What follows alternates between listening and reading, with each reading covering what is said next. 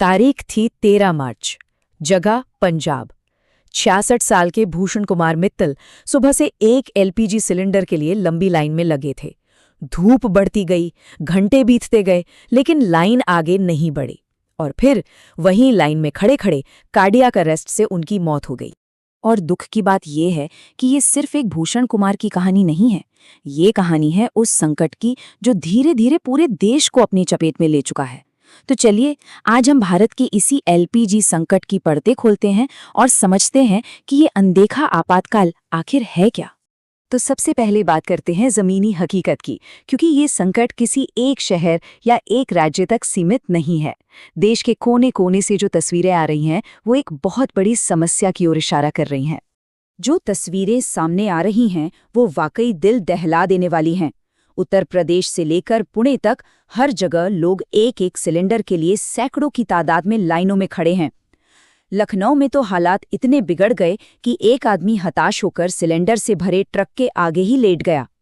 Online booking system जवाब दे चुके हैं और इस अफरा-तफरी में लोगों की जानें भी जा रही हैं।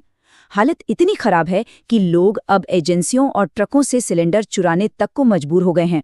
और देखिए, जहां भी ऐसी किल्लत होती है वहां कालाबाजारी सिर उठाने लगती है। जो घरेलू सिलेंडर आमतौर पर 900 रुपए के आसपास मिलना चाहिए, वो आज ब्लैक मार्केट में 2 से 3 हजार रुपए का बिक रहा है। और कमर्शियल सिलेंडर की तो बात ही मत कीजिए, उसकी कीमत कहीं कहीं 6 हजार रुपए तक पहुंच गई है, मतलब 6 गुना ज्यादा। तो एक तरफ तो है लोगों की ये घबराहट और हताशा, और दूसरी तरफ है सरकार की घोषणाएं।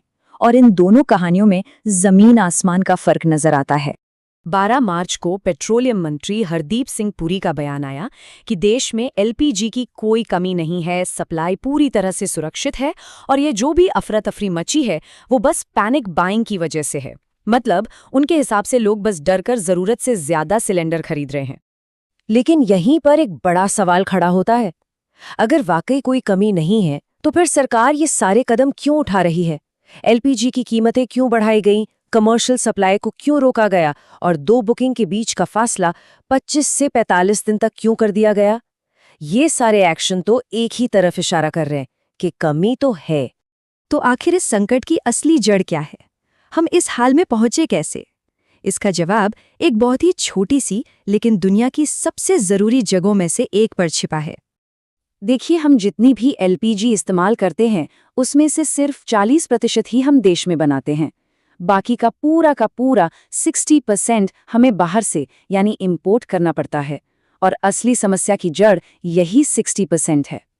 अब जरा सोचिए, इस 60% इंपोर्ट का भी 90% हिस्सा यानी लगभग सारा का सारा सिर्फ एक पतले से समुद्री रास्ते से होकर गुजरता है।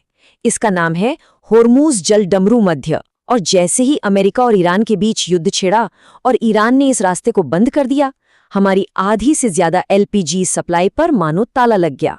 एक झटके में सब रुक गया। और इससे भी ज्यादा चौंकाने वाली बात, या कहिए कि डराने वाली बात यह है कि हमारे पास बैकअप कितना है।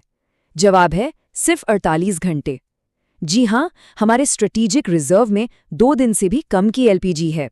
मतलब अगर सप्लाई चेन टूटी तो हमारे पास कोई सेफ्टी नेट नहीं है। अब सवाल ये उठता है कि क्या ये सब बिल्कुल अचानक हो गया या इसके संकेत हमें पहले से मिल रहे थे? खैर, सूत्रों की माने तो खतरे की घंटी काफी पहले ही बज चुकी थी। जरा इस टाइमलाइन पर नजर डालिए। जनवरी में ही दुनिया भर के एक्सपर्ट्स ने चेतावनी दे दी थी कि ईरान पर हमला हो सकता है और हॉर्मुज का रास्ता बंद हो सकता है। युद्ध से ठीक पहले पीएम मोदी की इजरायली पीएम से मुलाकात भी हुई, लेकिन एलपीजी सप्लाई के लिए किसी बैकअप प्लान की कोई खबर सामने नहीं आई। और तो और जब रास्ता बंद हो गया तब भी कथित तौर पर सरकार ने एक्शन लेने में पूरा 1 हफ्ता लगा दिया और तब तक देश में पैनिक फैल चुका था।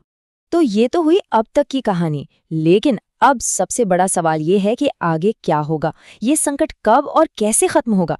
इसके लिए 4 संभावित सिनेरियोज नजर आते हैं। पहला, कि युद्ध विराम हो जाए पर तब ईरान अपनी शर्तों पर हर्जाना और गारंटी मांगेगा। दूसरा, कि हम अमेरिका और कनाडा जैसे देशों से सप्लाई मंगाएं, जो आ भी रही है, लेकिन एक जहाज में सिर्फ 1 दिन की सप्लाई होती है। तीसरा ऑप्शन, कि लड़ाई चलती रहे और हॉर्मुज का रास्ता खुल जाए, जो लगभग नामुमकिन है क्योंकि ईरान ने वहां बारूदी सुरंगें बिछा दी हैं। और चौथा रास्ता है कि भारत अपने एक एक जहाज के लिए ईरान से अलग से डील करे, जो कि कोई पक्का समाधान नहीं है। तो इन सभी बातों को देखते हुए जो एक रियलिस्टिक अंदाजा लगाया जा रहा है वो ये है कि इस संकट को कम होने में अभी कम से कम 4 से 8 हफ्ते और लग सकते हैं। तो जब तक हालात सुधरते नहीं, हम और आप अपनी तरफ से क्या कर सकते हैं? चलिए कुछ प्रैक्टिकल कदमों पर नजर डालते हैं जो इस मुश्किल वक्त में काम आ सकते हैं। पहला, अगर आपके घर में बिजली की सप्लाई ठीक ठाक रहती है तो इंडक्शन कुकर एक बहुत अच्छा बैकअप हो सकता है। दूसरा, अगर आपके इलाके में पीएनजी यानी पाइप्ड गैस की लाइन है तो उसके कनेक्शन के लिए तुरंत अप्लाई कर दें। तीसरा, और ये बहुत ज़रूरी है, अगर कोई भी सिलेंडर की कालाबाजारी कर रहा है तो उसकी शिकायत ज़रूर करें। और चौथा, प्लीज़ घबराहट में आकर सिलेंडरों की जमाखोरी न करें, ऐसा करने से ये संकट सभी के लिए और भी ज़्यादा बढ़ जाएगा। और आखिर में एक सवाल जो शायद इस पूरे संकट की सबसे बड़ी और सबसे दुखद हकीकत को सामने लाता है, वो लाखों महिलाएं जिन्हें उज्ज्वला योजना ने चूल्हे के जहरीले धुएं से आज़ादी दिलाई थी, आज ये संकट उन्हें वापस उसी अंधेरे में धकेल रहा है, वापस उन्हीं प्रदूषण फैलाने वाले मिट्टी के चूल्हों के सामने। ये एक ऐसी त्रासदी है जिसके बारे में हम सबको सोचने की ज़रूरत है।